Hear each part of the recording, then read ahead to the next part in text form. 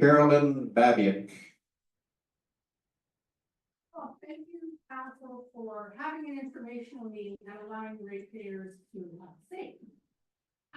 As I've listened and looked at this document, I'm in full agreement that I think we should have been able to hear three options, seen three options and taken a look. But a couple of points that I think have come up is in the dispatch. Hopefully everybody is in an area that a pumper truck, a fast track, or whatever can get to them. But does dispatch know that, or whoever is making the call of coming out? So another thing that I think needs to be considered before you do a final reading is, fortunately or unfortunately, Lamont County has like Heather and Dave living next to some of those pines and jack pines and spruce where it jumps and goes very quickly. Who's responsible? How do you get in there? And I'm having at least thought about and covered in this bylaw. And then specifically 67I says to me that if I go out and have a weir road, which is an outdoor fire, I need a fire crew. I don't think I should need one. Can you, before you do your final reading and talk to legal and whoever else has to work through the wording, can you consider some of these things to clarify them before I charge $500 for a weeder? Because apparently this is a very topic, and no pun intended, but I think some of these things need to be thought about and written more clearly.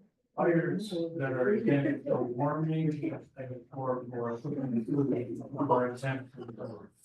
That should be put in there. That is the bylaw. You have only the pages dealing with buildings, the broader bylaw deals with any of it. That's all it's considered. That's all I'm asking, you know. It's considered, but is it gonna be in the bylaw? It's gonna be written. It is reflected in the bylaw. So where can you get a copy? It is on the website. If you don't have, I don't have a website. If you don't have, I'm sure if you came to the county office and asked them. We should add a copy of it here.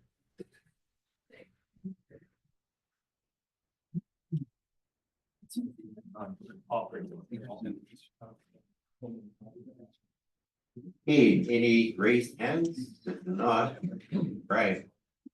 Okay, getting back to this $10,000 coverage. You're saying it's wide open right now, so if there's a fire in my place, caused by God knows whatever blew up, I'd be responsible for that full amount, full bill to fight that fire. There's 8 units show up and God knows what. What I'm saying right now is reinstate that $10,000 coverage. Do it now. You have to do it temporarily, but have it reinstated now. If you need a motion on it, I will make a motion on it. But for now, at least the guy will have some sort of coverage.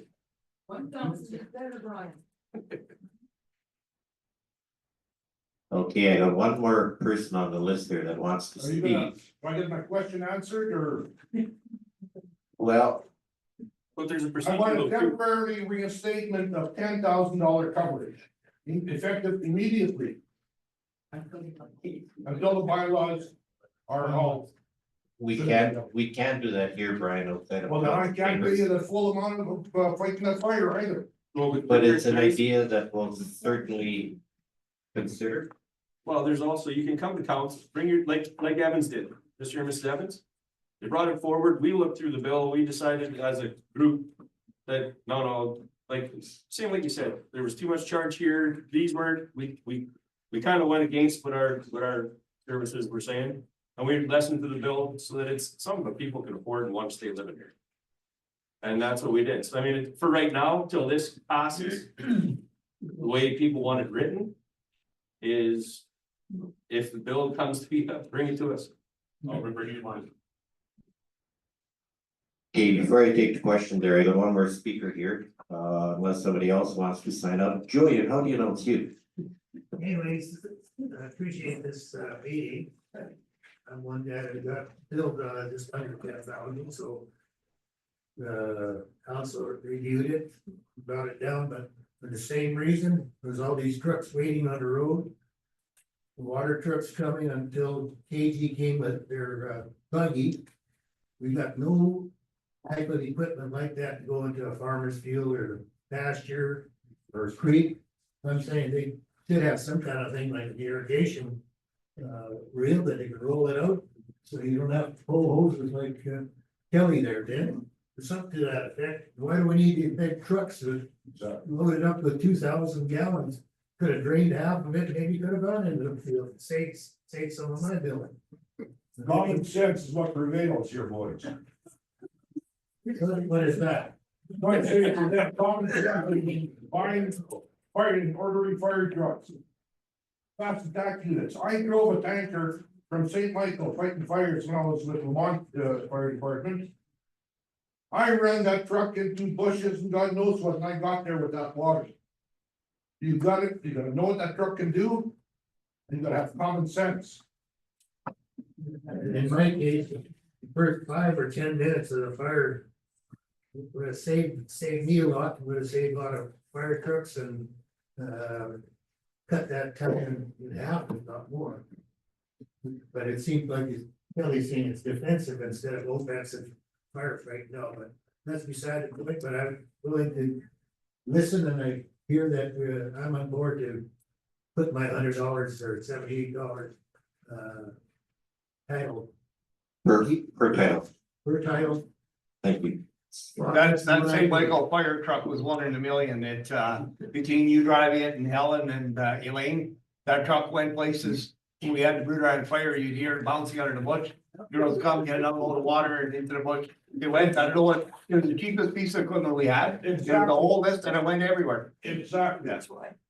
I will say that for the $100 that we cost, if you're looking at $10,000 cap, that would cover us if it was $100 for the next 100 years, that would be $10,000. I can tell you that twice last year, I grabbed home in a hurry because I know it's a fire by my house. Yeah. If I had that coverage, I would feel a lot more peace of mind. Not necessarily that I'm covered, but I'm not gonna be facing the bill. And as a landowner, my barn catches on fire is worth $30,000. I know bringing the fire department is gonna cost me in excess of that. Can I turn point? Like, please don't come. I'll cut a fence around it, let it burn. Okay, when this all started with pricing of firefighters coming out. I think that was right after Beckerville, when they had their policies, they tried. So I went to my insurance company to see what I had insured. It was what you, $10,000 was with my base. So I increased it to $100,000. When I seen some of these fires that have been burning.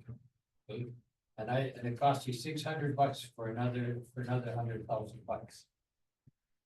And I told the insurance, don't sleep at night.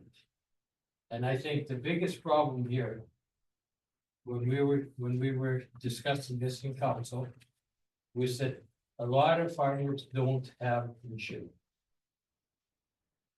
There's another option for some of us. Well, that, so. A lot of them can't get insurance, a lot of them can't afford insurance.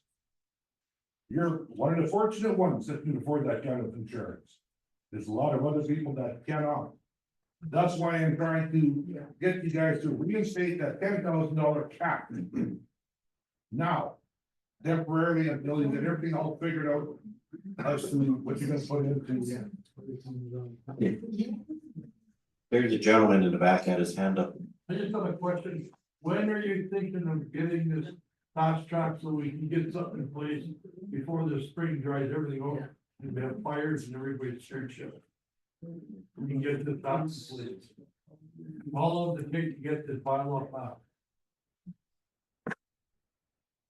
Probably the next council meeting that it would make would be, next one is March 11th, probably the April 1st meeting. Normally, we have a meeting on the second and fourth Tuesday, however, we're postponing the March meeting to April 1st. And that would be for this time, or if you control the mill rate removal. Well, if we're gonna go with the mill rate, what we're gonna have to do, Sylvia, is we have to amend this bylaw and put it into this bylaw that we're going with the mill rate. I still have a concern here in regards to what if it's somebody who deliberately sets a fire? Are we prepared to pay that bill? We need it anyway, we need. If somebody has a fire without a permit, you mean? Yes, Well, you should still get fined like you do on everything else, there's a fine schedule here, isn't there? yes. So then if you start a fire without a permit, then you increase that fine on that. On your billing, on your fine schedule. And I mean, you guys are basically creating your own issues here, because was it not discussed at the last meeting, I think it was in committee of the whole, about the drone issue, where both said that on the fire permits, the drones are allowed to come in and check both, what did you say it was?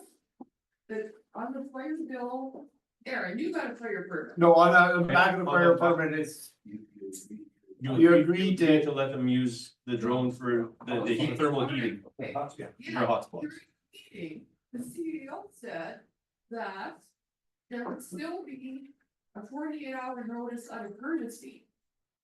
But yet both said that a lot of guys were saying, no, I don't want the permit because I don't want the drone flying over my place.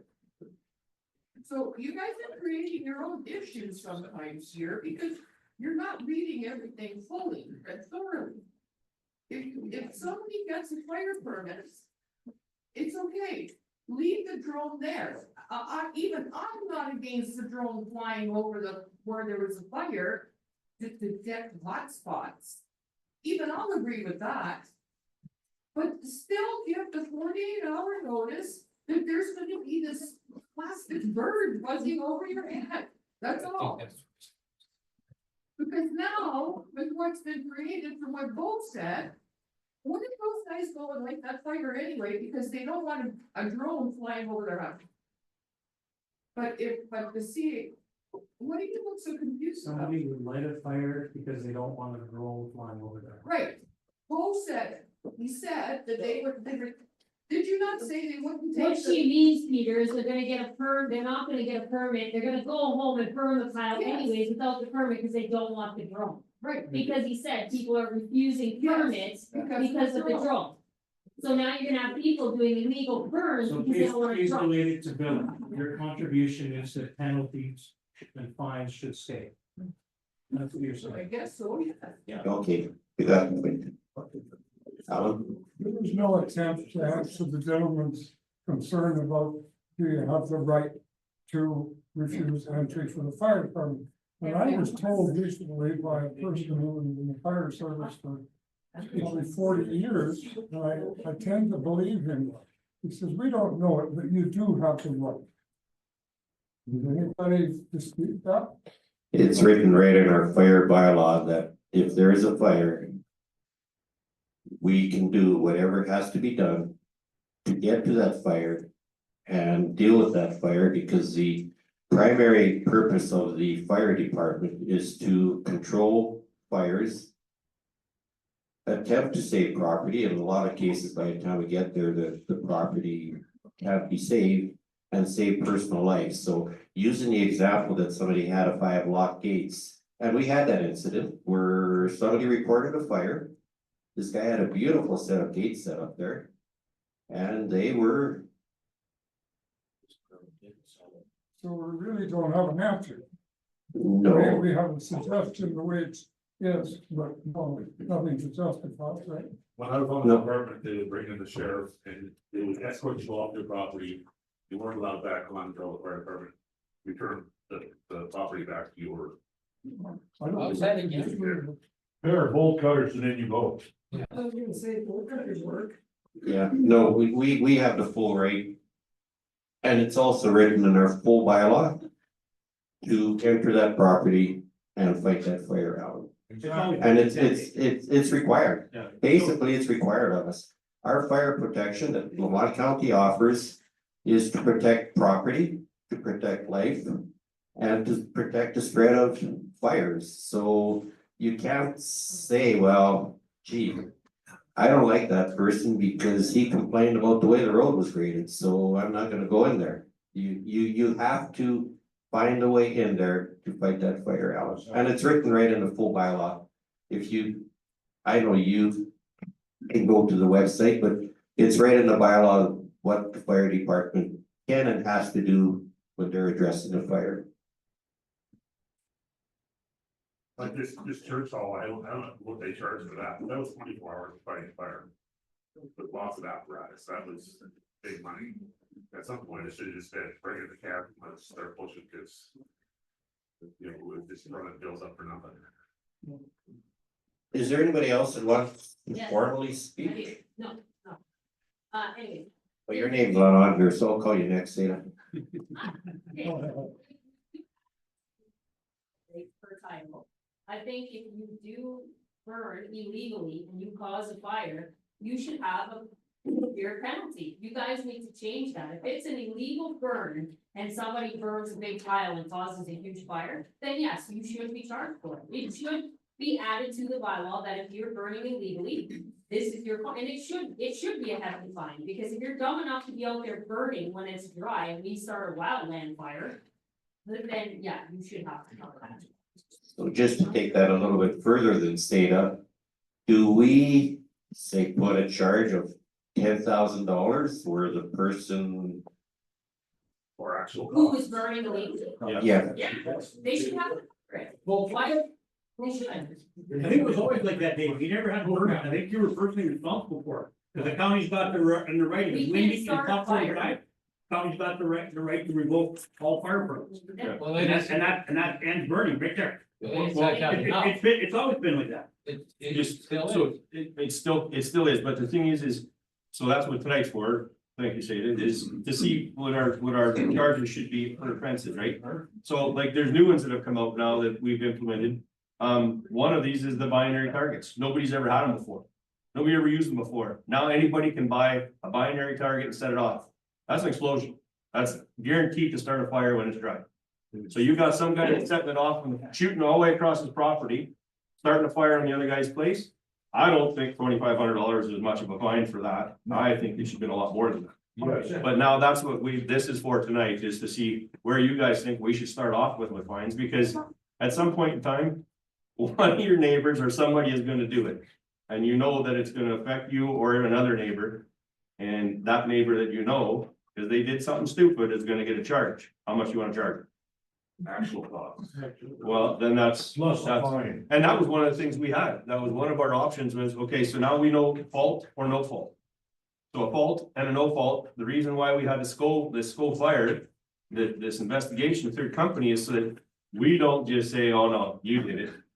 You know, it's somebody's coming in saying, okay, no, that guy did it. He was irresponsible. That's the person who should get the charge. So we did talk about this. One of the options was, if you start that fire, you screwed up, you pay the whole cost. So we have a scenario right now that we're trying to figure out. The guy came, so it's public. He came, he had an $80,000 bill. He started a fire, nothing, no permit, no nothing, right? He was under the misunderstanding is what he said to us. We have a bill for extra municipal help, plus a helicopter. That bill that he is to get was $80,000. If he was your neighbor, do you still want to charge him $80,000? Yeah, if you started a fire, yeah. Yep. Good enough, that's what we need to know tonight. Cause I mean, it's either love or tough love, But right? Okay, but there's two parts to that when you read that investigation, that the fire department was there 3 times prior to that thing going full bore. So why didn't the fire department do their job on the first, second, or third time before that thing took off and turned into a wildland fire? Cause he was there and told the fire department that he was taking care of it. He had a cap on site, he had equipment. But And then once the fire department left, He left, because he was putting it out. But it was also in the investigation where the investigator said that he could not rule out an ATV starting. One, wherever that beat was, that an ATV wasn't the one that started that fire. Right, It's so, in yeah, the so, investigation report. okay, but Sylvia, when the guy said, no, I started the fire. He admitted to it, so he's not saying, oh, no, I didn't start the fire, an ATV came in. So I mean, he started the fire, he admitted to it, he knew he was wrong, the guy screwed up. Is that an $80,000 bill or a $10,000 bill? That's what we're trying to figure out tonight, that's where, or a no bill. Automatically. Katie, that approach. No, the guy is, like I say, Yeah. guy is dumb enough to start a fire when it's gonna take off on him. You can see it's bone dry, it's gonna go, he deserves it, he deserves an $80,000 bill. Like, use common sense. Yeah. What's that? The guys, when the fire department went there, they should have come and put it out. They should have But put the it guy on. said he's gonna look after it, he had a cat there, he had heavy equipment. Yeah. But And then, then it got more than he could do, and that's when we ended up going in and putting it, because it was gone too far. So what about, your sod for your turf fires? Where it goes down the ground and it keeps burning underneath. PFAS, It yeah. finds a crack and keeps coming up and then it starts a fire on person's property. Well, Where does that fall under?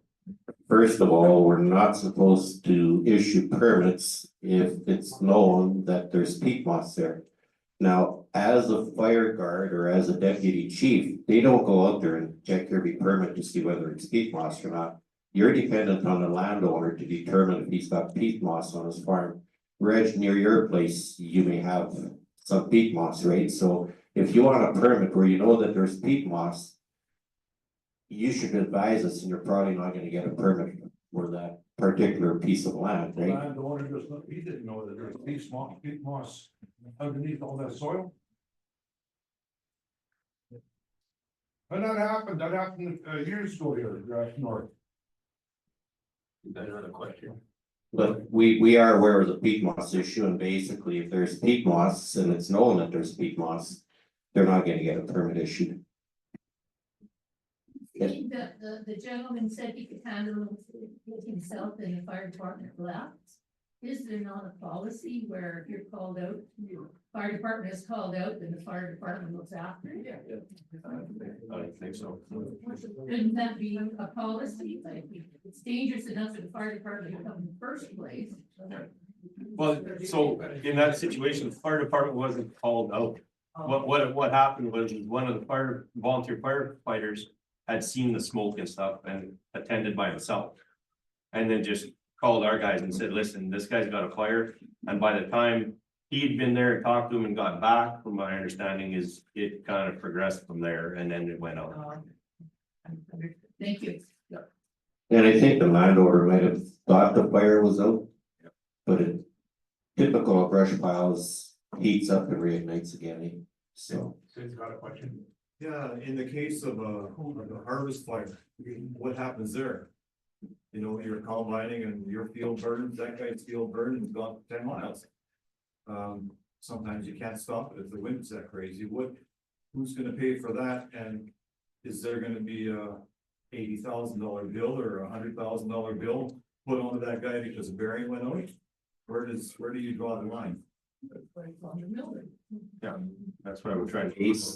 Based on our current fire bylaw, the landowner will get the bill, but that's what we're looking at. Getting ideas how to change that and minimize the cost. And we certainly got some very good ideas brought forward here tonight, so. Definitely the input that we received tonight, I think, is very helpful. The big thing is,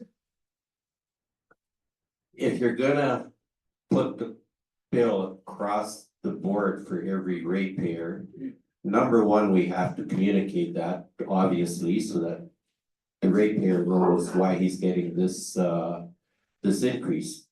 It's a matter of being transparent and accountable, but definitely, I think from my perspective, definitely some good ideas have surfaced here, and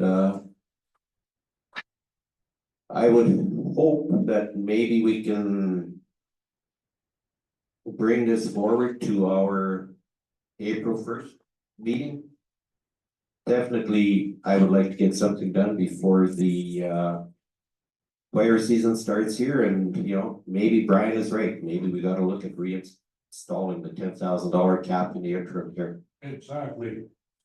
A simple question, is rented land, guys pay taxes, I rent land, I don't pay tax on that, how is that gonna be? I'm sure the landowner's not gonna, is gonna be a little pissed off. By accidental fire starting that, he's gonna get a bill for $150,000, he's gonna come back at me. So how will we justify that? I'm sure there'll be questions for these guys, rent land if your taxes went in. How are we gonna convey that? I mean, I have insurance, but, I mean, I'm only covered for them. Your renter, you're talking, you renting the land or? Yes, and if I, you know, stuff, part of it, you're gonna tax them, you're gonna go back to the landowner, you're gonna send him the bill, not me. Well, Right now, if you guys are with Wawanesa and you're farming more than 320 acres. For $150, you get 100,000 of firefighting. Which has been for a couple of years, but the girls let us know, but that's only Wawanesa. Yeah. And if you got Wawanesa and you're farming more than 320, it's $150. I highly recommend it, because it doesn't matter what the bylaws and stuff are. If a big fire breaks out, at least you got peace of mind for $150, but. That's the only company so far that's doing it. But When I went to cooperators and it's $600 for that. okay, just a few comments here. Okay, on this firefighting cost. In fact, I did something 2 years ago, and in fall, my policy was up for renewal. The strike was on. I phoned in Wawanesa Insurance and I asked what coverage I had. So it's $60,000 yard firefighting that I have. It's at no cost. It's not a line item on the policy. And for $100, no. Yeah, for $60, I get $100,000 worth of wildfire and prairie coverage for fighting them. So to me, I would never cancel that and depend on, you know, having a mill rate to cover that. And back to Alan's Carter's saying adding it onto the mill rate. As long as everybody kind of remembers and nobody just figures the $72, because I don't know really how that works. In that workshop, we looked at it and it was going back, I don't know if it was 3 or 5 years or something, to see what firefighting cost. And then figuring out how much of a mill rate we have to add to get that average firefighting cost over the years. And then if we have that as a mill rate charge, then at the end of the year, we take a look, do we have money left over? Then we would put it into a firefighting reserve. And if we were short, then we would have to take it from some other reserve to top it off. But yeah, I can remember that mill rate when it was on. I think it was in the late 70s. I can't find any tax receipt, but I do remember there was a firefighting charge. And just so no, everybody doesn't leave here and think it's $72 a person, eh? Because I don't know how to do that. I think in the workshop we discussed County Strathcona has no charge for firefighting whatsoever. I don't think there's anything on the mill rate. But they can afford to do that. In some counties, the price for firefighting was, and don't quote me on this, but I thought it was whatever the tax revenue was from residential or something, just barely covered the firefighting, depends on which county. So you know, I'm in favor of reinstating that thing. you know, at the earliest possible convenience for the $10,000 maximum. And while we figure out the details on per quarter, per title or whatever. Exactly, thank you. The CAO should be able to tell us what the mill rate is. That should be right off the top of the head, like that. I slipped a note to the reverter. Pardon? Slipped a note to the reverter. Yeah. It indicated that the reasonable expected cost of fires beyond, of firefighting costs would be somewhere between 120 and 180. The Reeve referenced $150,000. $160,000 is a 4% tax increase to the mill rate. What is a mill? What's the dollar value of a mill at the moment? $1,000 of your property, Okay. big and mill. That was the question. Rodney, do you know what the mill rate is in residential right now, or farmland, either or? 4 point. Yeah, 4.3, so if you add 4% to the mill rate. You multiply 4.3 times 4% to get whatever your new mill rate would be. Before, I don't have any more written people wanting to speak. Do we have any people attending online? We have people attending online, but there's no comments in the chat. Nobody wants to speak, because I don't want to get same screw up as the last public meeting we had. Another thing, some counties did have a mill rate on the tax notice. And they've gone away from that, so. And you know, guess there were some, if we checked with some other counties, they reversed their position on that, so What did they do once they reversed it? I'm not sure. There's nobody online that wants to speak, Christiane? Not that I can see. Okay.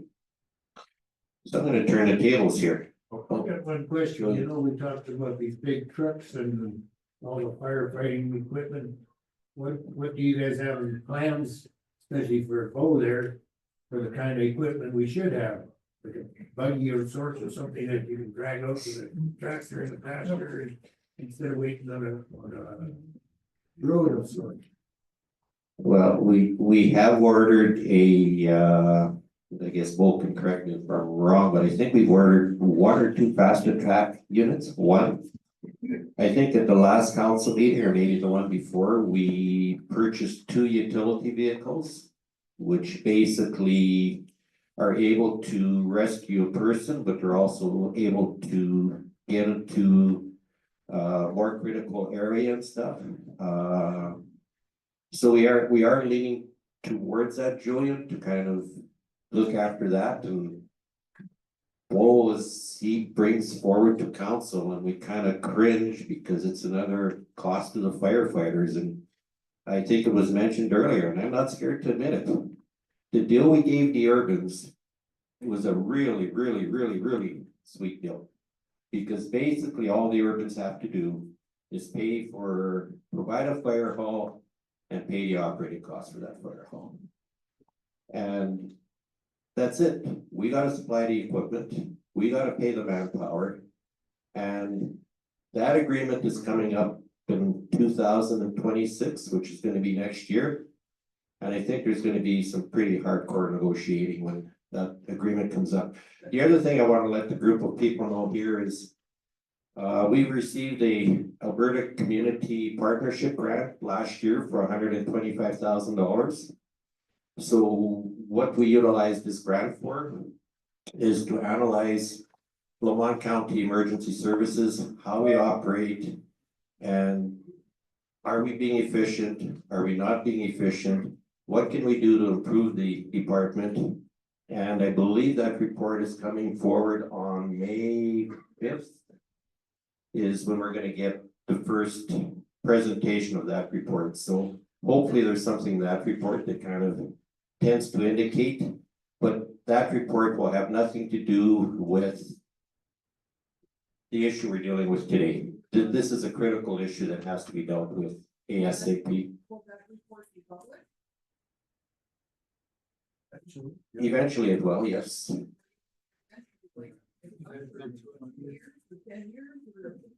Well, council has to see it first, and once council makes it a public document, then it'll be a public document. It's not gonna be 10 years. Fine, for sure. Do you guys plan on doing this bylaw before the election or after the election? Like, when are you gonna come up with the actual emergency, response bylaw? I think I indicated earlier that my target would be April 1st, but if that's not enough time, probably April 15th is probably more than enough time. What council's gonna probably have to do is schedule another workshop, because we have to analyze the same we did with the land use bylaw. A lot of concerns were brought forward. We had basically a workshop, and from that workshop, we tried to address all the concerns that were brought forward. The same is gonna happen with this thing, but before administration can bring it forward, they kind of have to know which direction council wants to take with this thing. And basically, we've received some good ideas. I think something that Brian brought up here in regards to putting the cap at $10,000 is maybe a good idea in the interim. But definitely from my perspective, this bylaw should be done and dealt with by April 25th. And I think it's, as council, we're gonna try and ensure that the administration has it ready for us to give it third reading with the information that, So have you changed your mind now? Because, I mean, you guys gave this thing a second reading already. It's only one reading away from a $10,000 cap. So have, from what you heard tonight, have you gotten a feeling of what the ratepayers want? Or is it still gonna be what your administration wants? administration's not gonna make this decision. It's gonna be council's decision. That's why we're in front of you here today. It's basically my fourth meeting here today, probably the one that I was looking most forward to. But no, it's a council decision, and that's why council's gonna have a workshop, and we'll take everything that was brought forward. I like a couple ideas in here a lot more than a $10,000 cap. I like the idea where if somebody's at fault or they set a fire intentionally, I think, yeah, they should pay the piper. So, but like I say, it's a council decision. It's not my decision. I got my thoughts, and we'll probably organize a workshop in the next couple weeks here and determine where we're gonna go with this thing. Go ahead. Do we know if any other counties have some type of equipment like KT has, an older style off-road buggy that would help with the farmers and that stuff in the springtime? Doesn't matter if you've got a 1 ton that's jacked up with big fat tires, you're still gonna be sitting on the bumper 500 yards in, if the weather is wet and the ground is wet. Are there any other counties that have a major off-road firefighting? That's something with like KG has, with the 4-foot wide tires that can crawl over trees and get to where we need to get on the farmland.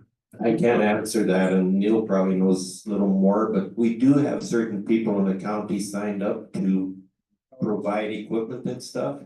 And I believe this may be part of KG, like if we need that unit, I think we can requisition it from KG and they will come out and assist us with that particular piece of equipment. Understandable, because I've worked with them in the past, and Neil knows in the Lamont fires. Farm Boy crew did quite a bit behind the scenes.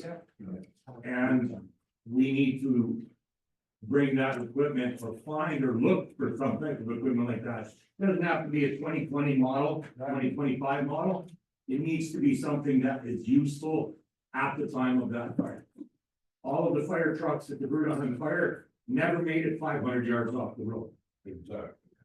We had 2 little D4 cats that cleaned a half a mile in 12 hours.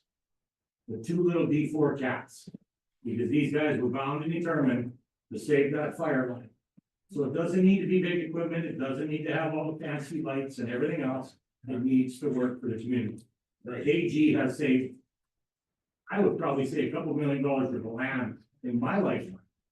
And the fires that I fought with my local neighbors, the local farm boys. I think we need to take a look, maybe take 1 or 2 steps back and look at something. A basic piece of equipment like that the county can purchase, not always rely on a third party. We may not use it every day of the year, but I'll guarantee you the day that you use it, you're gonna save a lot of money and a lot of time and a lot of acres that can be put up. Dean, every spring I bring up at a council meeting to the fire department to make sure they got their trucker list of water trucks and everything, and to make sure they got couplings on fire trucks so that an ordinary water truck can dump in. Yeah. John Hilton is pretty good at that, checking to make sure the trucks have that one fitting. Yeah. Cause without the fitting, you're screwed. Yeah. You can come there with 100 barrels of water and no use to them, right? So.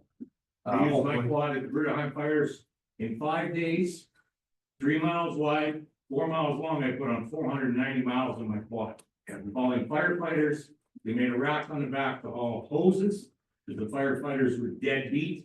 Yeah. Right? I was pulling 16 lengths of hose with my quad, sitting on the front handlebars to keep the weight. Right? So it's not that we need something fancy or something new. We need to find, maybe another county's got something close to what KG has. We're very fortunate to have KG, right? And if the guy could take a look at maybe Ritchie Brothers or something, something like that, that might be looked on too also. For the spring times, for the fall times, for the wet weathers, for the crown land, for the big spruce trees and that stuff. You're not getting a fire truck that one put in there. It's not gonna happen. I can see what Chief Moore's next task is gonna be of council. Anyway, I want to turn the tables here because we're near our 2-hour limit. I want to ask council if they have any questions or points of clarification that they want to bring forward. I think we back to Reed's question there. I lost track of what I was gonna say, but that policy covers all my rented land or leased land.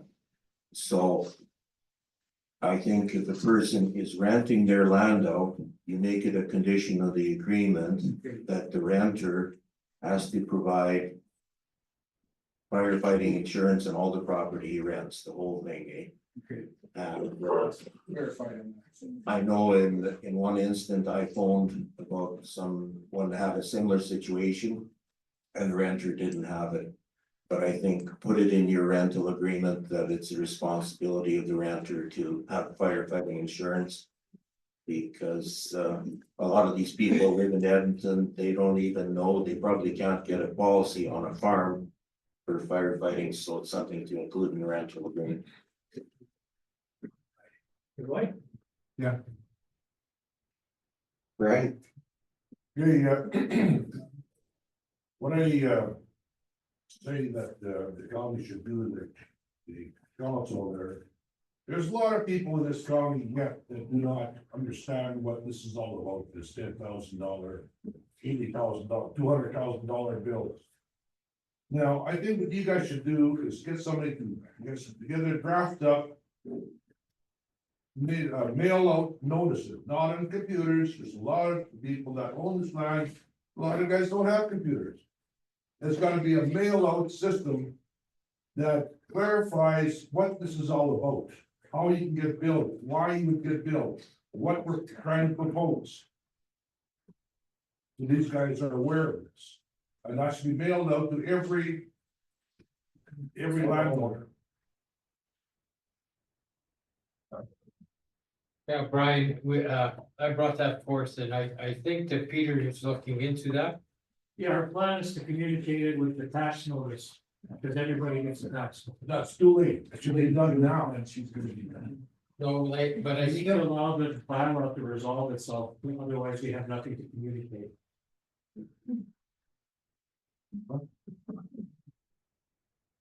yeah, I know, yeah, I agree. I think we should be using the triangle. Thank you. I'm kind of dated. But yes, no, the leader, we have the back page. And we should have a good portion in there, every issue. Yeah. Yeah, and there, to know, let people know that, this is what the problem is, eh? Excuse me, like your advertisement for this meeting was about that. Yeah, I know. Arrow and about that way. Yeah, what leader? But It you notice I was, said it was about one this little- way, eh? One little line there, I noticed that somebody said it wasn't in there. And my wife found that I couldn't find it, but anyways, Kelly, you had some question? No, I just, one more statement that, in regard to, I'm gonna jump back into that previous lane about the, all-in charge for the, fire that started intentionally. Well, somebody brought up about if it's a combine bearing or a baler bearing. The way it used to be, I'm not saying, I'm just bringing up the way it used to be, I'm not saying it's the way it should be, I'm telling you the way it used to be. It's pretty easy to decipher if it's fire permit applicable. And obviously, a combine bearing or a baler bearing is not a fire permit applicable. But a guy burning a brush pile, It or is. burning a straw pile is fire permit applicable. So if it's, if you deem it fire permit applicable, and he's in the wrong, potential 100%. That's the way it used to be. And it was like that forever. But like I say, if the guy's bailing and his baler catches on fire because the bearing heats up, well, that's not intentional. It's not fire permit applicable. Make sense? Yeah. Something like you mentioned, the shorten the wire, that would be the same thing. Right. The shorten the wire. Yeah, if a guy's burning a straw pile, or burning a bunch of old straw bales, or you're burning a brush pile with no fire, with a permit, and the wind comes up and Gets away. it gets away, but like, this way the county's in control of a fire permit, we used to cancel all kinds of fire permits. And I don't know how it is, I think you're electronic now, you had contact numbers and the bottom, I wrote 1 million fire permits, not 1 million, that's, I wrote about 1,000. And you wrote the number in the bottom with the contact name and number, and it was canceled, you physically phoned everybody.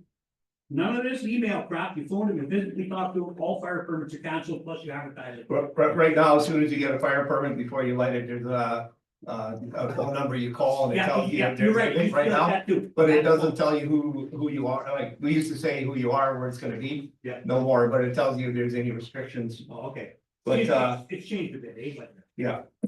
Your family did 125 years of firefighting, and I'm happy you find me, you guys are ratepayers in the county. Yeah. Lots of land, eh? Yeah. Anyways, Now. yeah. Now you're gonna get a bill, you know that? Anyway, that's, with that insurance, we're saying, well, and he said, if you got them, it covers you if I go help a friend, somebody has a breakdown, their combine breaks down and you go help them on their land, you're covered. Any land you rent, so if you got Wawanesa, I highly recommend you look into that. But anyway, we did a workshop and like Mrs. That said, sure, it'd been nice to see the 3 scenarios. We had 3 scenarios lined up to come out here. And then gave you guys an option of what we got, but we we hear you now that on the taxes and stuff, we gotta put all this information to good use. And hopefully we can resolve this pretty quick. The plan was to have a new bylaw in place so we could mail it out with our tax notices. The result, the bylaw will be done, but the result, so everybody knows, everybody that's a ratepayer will have it in their hand. But definitely we gotta communicate and get it in the papers and whatever else and I got chicken scratch here, so. I'll think of it on the way back with the mic, but thanks for coming, everybody, and we're definitely gonna use your information. So 4 guys have already told you thanks, well, I'll be the 5th. But, like we've all taken notes. One of the things I think we're gonna have to figure out for sure quickly is like you guys brought it up, instead of on the mill, like we're on the mill rate, if it's per piece of land. Or per division or what it is, right? Like how we gotta build it, but it has to be done that way, cause you've got this many people in here telling us. I'm pretty sure we're not gonna have very many people opposed. So, yeah, there's just a couple little things that we have to work out, but I think at our next meeting, I'm pretty sure somebody's gonna make a bylaw. Or pass a bylaw, like Mr. DeMichael was saying, So that we can cap it at 10,000 to start for right now, because fire season is coming. Immediately. And then, yeah, our next one, I think, is next week, is it? 11th of March, sir. Yeah, For me, 11th of March is our next meeting. yeah. Yeah, get it done, like I say, have it at that time and reinstate it at 10,000 for now Yeah. until the bylaws are just straight about complete. And then you can figure out which way you're gonna build. And I would say, in my opinion, is per title on the land. Yes. So if you own 10 titles, you got like $75 a title, that's $750. Nope, and that's, like I said, I appreciate you guys coming out, I appreciate you guys with history, like Kelly there, and Dean, at least we know. The people here are still willing to pay for their neighbor's fire and help them out, and even help fight them with it, so. I appreciate you guys coming here, and always know that we all got phone numbers, if you wanna call us, let us know. Please not after midnight, that's kind of but. Anybody else got a question or anything? Something now after everything? Okay, maybe just before I adjourn the meeting here, anyone else who wants to speak? Seeing nobody, that's, we'll move on here. Zoom there? The other part is, when we tax, acreages are gonna get taxed also with the, whatever we determine.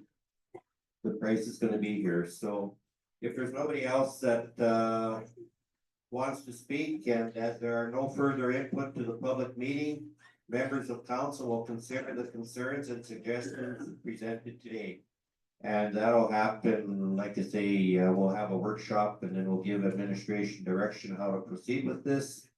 And as Councillor Wick and all of my fellow councillors have indicated, thank you very much for coming out. It's a good turnout today and actually very, very good input and very good feedback. So thank you very much. And with that, I will adjourn this public meeting at 8:12. Thank you.